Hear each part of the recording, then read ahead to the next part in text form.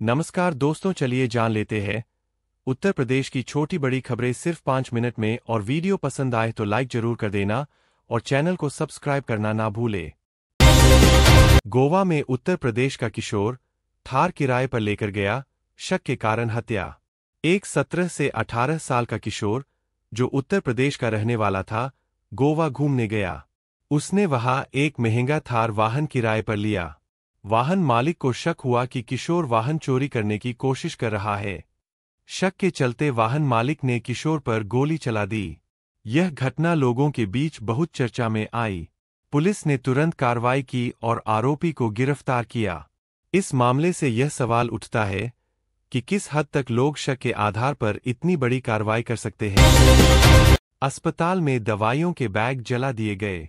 उत्तर प्रदेश के सफीपुर इलाके में एक अस्पताल के कर्मचारियों पर आरोप है कि उन्होंने अभी समाप्त नहीं हुई दवाइयों के बैग जला दिए। यह दवा नष्ट करने का मामला बहुत गंभीर माना जा रहा है, क्योंकि इससे मरीजों की जान को खतरा हो सकता था। अधिकारियों ने बताया कि इस घटना की जांच चल रही है और दोषियों को कानून के तहत दंडित किया जाएगा। यूपी बोर्ड ने गैरअधिकृत किताबों पर लगाया कड़ा प्रतिबंध। उत्तर प्रदेश बोर्ड ने घोषणा की है कि अब गैरअधिकृत या नकली किताबों का इस्तेमाल स्कूलों और छात्रों के लिए बर्दाश्त नहीं किया जाएगा। इसके पीछे कारण यह है कि कई स्कूल और किताब विक्रेता बच्चों को समय पर सही किताब नहीं देते थे, जिससे उनकी पढ़ाई प्रभावित होती थी। अब बोर्ड ने नियम बनाकर सुनिश्चित किया है कि केवल सरकारी मान्यता प्राप्त किताबें ही इस्तेमाल होंगी। राजनयिक दल ने यूपी का दौरा किया। उत्तर प्रदेश में 45 सदस्यीय एक अंतर्राष्ट्रीय राजनयिक दल ने राज्य का दौरा किया। इस दौरान उन्होंने शिक्षा संस्थानों, निवेश के अवसरों और सांस्कृतिक स्थलों का दौरा किया। यह दौरा राज्य के विकास और निवेश के लिए एक बड़ा अवसर माना जा रहा है। अधिकारियों ने बताया कि इस दौरे से राज्य में विदेशी निवेश बढ़ेगा और नए रोजगार के अवसर पैदा होंगे। कांग्रेस ने उत्तर प्रदेश इकाई में प्रज्ञा सिंह को अंतरिम अध्यक्ष बनाया। भारतीय राष्ट्रीय कांग्रेस ने उत्तर प्रदेश इकाई के लिए प्रज्ञा सिंह को अंतरिम अध्यक्ष नियुक्त किया। यह निर्णय संगठन में स्थिरता बनाए रखने और कांग्रेस ने उत्तर प्रदेश इकाई में प्रज्ञा सिंह को अंतरिम अध्यक्ष बनाया। भारतीय राष्ट्रीय कांग्रेस ने उत्तर प्रदेश इकाई के लिए प्रज्ञा सिंह को अंतरिम अध्यक्ष नियुक्त किया। यह निर्णय संगठन में स्थिरता बनाए रखने और आगामी चुनावों की तैयारी के लिए लिया गया। पार्टी ने कहा कि प्रज्ञा सिंह अपने अनुभव और नेतृत्व क्षमता के कारण यह जिम्मेदारी संभाल सकती है। दुधवा टाइगर रिजर्व को समय से पहले खोला गया। उत्तर प्रदेश का प्रसिद्ध दुधवा टाइगर रिजर्व इस साल अपने निर्धारित समय से पहले 1 नवंबर से पर्यटकों के लिए खोला गया। यह निर्णय राज्य सरकार द्वारा पर्यटन को बढ़ावा देने के उद्देश्य से लिया गया है। रिजर्व में वन्यजीव और पक्षियों की विविधता पर्यटकों को बेहद आकर्षक लगती है। इससे स्थानीय अर्थव्यवस्था को भी फायदा होगा। एनएफ ने 34,000 किलोग्राम से अधिक अवैध ड्रग्स जब्त की। राज्य की anti narcotics task force NF ने 2022 से अब तक कुल 34,478 किलो से अधिक अवैध ड्रग्स जब्त की है। यह कार्य ड्रग्स तस्करी को रोकने और युवाओं को नशे से दूर रखने के लिए किया जा रहा है। अधिकारियों का कहना है कि लगातार छापेमारी और निगरानी से अपराध नियंत्रण में आया है। यूपी में एक्सप्रेसवे और विकास प्रोजेक्ट्स पर तेजी। मुख्यमंत्री योगी आदित्यनाथ के नेतृत्व में उत्तर प्रदेश में बड़े इंफ्रास्ट्रक्चर प्रोजेक्ट्स जैसे कि गंगा एक्सप्रेसवे और रक्षा औद्योगिक कॉरिडोर पर तेजी से काम चल रहा है। यह राज्य के विकास को गति देने और रोजगार सृजन करने के लिए महत्वपूर्ण कदम है।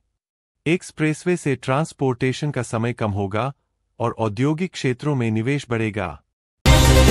कौशल विकास और ग्राम स्तर पर उद्यमिता। उत्तर प्रदेश सरकार ने ग्राम पंचायतों में कौशल विकास और स्वरोजगार के लिए बड़े कार्यक्रम शुरू किए हैं। इसका उद्देश्य ग्रामीण युवाओं को रोजगार और अपने व्यवसाय शुरू करने के अवसर देना है। इससे स्थानीय अर्थव्यवस्था मजबूत होगी और युवाओं का पलायन कम होगा। मौसम की चेतावनी, भारी धुंध और बारिश। विभाग ने चेतावनी दी है कि उत्तर प्रदेश के अलग अलग हिस्सों में भारी धुंध, प्रदूषण और बारिश का अनुमान है। नागरिकों को सुरक्षित रहने और सड़क पर सतर्क रहने की सलाह दी गई है। यह मौसम किसानों और पर्यटकों दोनों के लिए महत्वपूर्ण हो सकता है। वृत्ति शिल्प एवं आदिवासी सशक्तिकरण। राज्य सरकार ने योगी आदित्यनाथ की अगुवाई में राज्य की जंगलाधारित व आदिवासी जनसंख्या को आर्थिक रूप से सामने लाने के लिए एक बड़ा कदम उठाया है। प्रदेश में 3 जिलों में कुल 371 शाखाएं स्वयं सहायता समूह एसएचजी के रूप में तैयार की गई है। प्रत्येक समूह को 30,000 रुपये घूर्णनशील निधि तथा 1.5 लाख रुपये समुदाय निवेश निधि सीआईएफ दी गई है। साथ ही लखीमपुर खीरी जिले में एक थारू हस्तशिल्प कंपनी स्थापित की गई है, जहां थारू जनजाति के शिल्पकारों को अपने उत्पाद बाजार में लाने और कमाई करने का अवसर मिलेगा।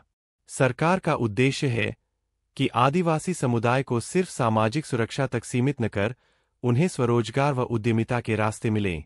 प्रभाव: यह कदम न केवल एक पिछड़े वर्ग को मुख्यधारा में लाने की कोशिश है, बल्कि राज्य की सामाजिक आर्थिक समावेशिता को भी बढ़ावा देता है। क्या ध्यान देना होगा? अब यह देखना होगा कि इन समूहों को स्थिर बाजार मिले और हस्तशिल्प का प्रमाणीकरण व ब्रांडिंग कैसे होती है। स्टार्टअप एवं व्यवसाय परिसर का विकास। उत्तर प्रदेश ने खुद को निर्भय व्यवसाय का केंद्र बनने के लक्ष्य के साथ आगे बढ़ाया है। मुख्यमंत्री योगी आदित्यनाथ ने कहा है कि राज्य अब व्यापार, नवोद्यम, शोध एवं औद्योगिकीकरण के संदर्भ में अगला पड़ाव है। स्थान विश्लेषण से पता चला है कि प्रदेश में 17,000 से अधिक एक्टिव स्टार्टअप्स, 8 यूनिकॉर्न कंपनियां, 72 इनक्यूबेटर और 7 सेंटर ऑफ एक्सीलेंस मौजूद है। उदाहरण के तौर पर लखनऊ में एक बायोटेक पार्क व विज्ञान संग्रहालय की घोषणा हुई है, जिससे युवा वैज्ञानिकों व नवप्रवर्तकों को बढ़ावा मिलेगा। प्रभाव: यह संकेत है कि राज्य सिर्फ कृषि आधारित अर्थव्यवस्था नहीं रहना चाहता, बल्कि तकनीक, उद्योग और नवाचार में भी आगे बढ़ना चाहता है। क्या चुनौती है? स्टार्टअप्स को स्थिर फंडिंग, विकास मार्ग तथा बाजार सहायता मिलना महत्वपूर्ण होगा। विद्युत वितरण कंपनियों का निजीकरण प्रस्ताव। राज्य में बिजली वितरण व्यवस्था को आधुनिक बनाने के लिए एक महत्वपूर्ण फैसला सामने आया है। राज्य सरकार ने अपने 2 विद्युत वितरण कंपनियों, दक्षिणांचल विद्युत वितरण निगम तथा पूर्वांचल विद्युत वितरण निगम को निजी या भागस्वामित्व मॉडल में देने का प्रस्ताव रखा है। यह कदम इसलिए उठाया गया है क्योंकि वितरण में भारी घाटा है, ट्रांसमिशन बुनियादी ढांचे पुराना है और बिजली कटौती भी नियमित समस्या बनी हुई है। प्रभाव: अगर यह मॉडल सफल हुआ तो बेहतर सेवा प्रदान, कम घाटा और निवेश में बढ़ोतरी हो सकती है। चुनौती: निजीकरण से सेवा उपयोगकर्ता भेद, टैरिफ मुद्दे और पारदर्शिता जैसे प्रश्न उठ सकते हैं। थर्मल पावर सौदा, बड़ी राशि में समझौता। प्राइवेट सेक्टर की बड़ी कंपनी अडानी पावर लिमिटेड ने उत्तर प्रदेश को 1,500 मेगावाट थर्मल पावर सप्लाई करने का ठेका जीता है। यह समझौता राज्य की ऊर्जा आवश्यकताओं को पूरा करने और बिजली आपूर्ति की विश्वसनीयता बढ़ाने की दिशा में महत्वपूर्ण माना जा रहा है। प्रभाव: बिजली उत्पादन क्षमता बढ़ने से उद्योगों को सुविधा होगी, रोजगार बढ़ने के अवसर है। चुनाव बिंदु: थर्मल पावर से पर्यावरणीय मुद्दे जुड़े हैं। साफ सफाई, स्वच्छ टेक्नोलॉजी और पारदर्शिता पर निगाह रखनी होगी। राज्य स्तरीय स्वच्छ वायु योजना की शुरुआत। उत्तर प्रदेश में पहली बार एक वैज्ञानिक आधारित राज्य स्तरीय वायु प्रबंधन योजना, Uttar Pradesh clean air plan यूकैप, लागू की गई है। इस योजना का केंद्र बिंदु है PM 2.5 जैसे सूक्ष्म कणों को कम करना, जिसे घरों में ठोस ईंधन, परिवहन, उद्योग व कृषिजलाय स्रोतों से नियंत्रित किया जाएगा। योजना में अगले 10 वर्षों में कार्रवाई रोड मैप रखा गया है। योजना का एक प्रमुख हिस्सा है Uttar Pradesh clean air management project अपकैंप, जिसे विश्व बैंक का करीब $320 मिलियन ऋण मिलेगा। प्रभाव: वायु प्रदूषण कम होगा, स्वास्थ्य बचाव होगा, जीवन स्तर बेहतर होगा। चुनौती: व्यापक परिवर्तन लाने में व्यवहार परिवर्तन, जैसे ठोस ईंधन बर्निंग, सफर रंग बदलना अहम होगा। Uttar Pradesh real estate regulatory authority UPRERA ने रु. 2,434 करोड़ के 15 नए रियल एस्टेट प्रोजेक्ट स्वीकार किए। राज्य में रियल एस्टेट सेक्टर को गति देने के लिए UPRERA ने घोषणा की है कि अगले 8 जिले में 15 नए प्रोजेक्ट स्वीकृत हो गए हैं, जिनका कुल निवेश रु. 2,434 करोड़ होगा। इन प्रोजेक्ट्स के अंतर्गत लगभग 3,043 फ्लैट्स, 98 प्लॉट्स और 50 दुकानों का विकास कार्य होगा। प्रोजेक्ट्स लखनऊ, शाहजहांपुर, मथुरा, मुरादाबाद, गाजियाबाद, हापुड़, नोएडा और झांसी जैसे क्षेत्रों में फैले हैं। प्रभाव: इस फैसले से न सिर्फ आवासक क्षमता बढ़ेगी बल्कि निर्माण गतिविधियों के कारण रोजगार व क्षेत्रीय विकास को भी बल मिलेगा। ध्यान देने योग्य बातें: निर्माण की गुणवत्ता, समय पर पूरा होना और ये सुनिश्चित करना कि इन प्रोजेक्ट्स में निवासियों को सुविधाएं सही समय पर मिले, ये अहम पहलू होंगे। राज्य में मेडिकल शिक्षा का बड़ा विस्तार, 950 MBBS प्लस 271 PG सीटें।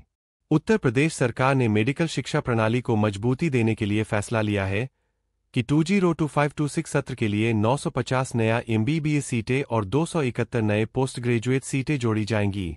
इनमें से सरकारी मेडिकल कॉलेजों में 200 सीटें और निजी विद्यालयों में 750 सीटें शामिल हैं। इस कदम से राज्य की कुल MBBS क्षमता लगभग 12,800 सीट तक पहुंचने वाली है, जबकि PG सीटों की संख्या भी बढ़कर हजारों में होगी। प्रभाव: यह छात्रों को बेहतर अवसर देगा, डॉक्टरों की संख्या बढ़ेगी और स्वास्थ्य सेवा प्रणाली को भी लाभ मिलेगा। चुनौतियां: ये सुनिश्चित करना होगा कि इन नए सीटों में गुणवत्ता बनी रहे, शिक्षण संसाधन ठीक हों और ग्रामीण क्षेत्र में डॉक्टरों की कमी को भी देखा जाए।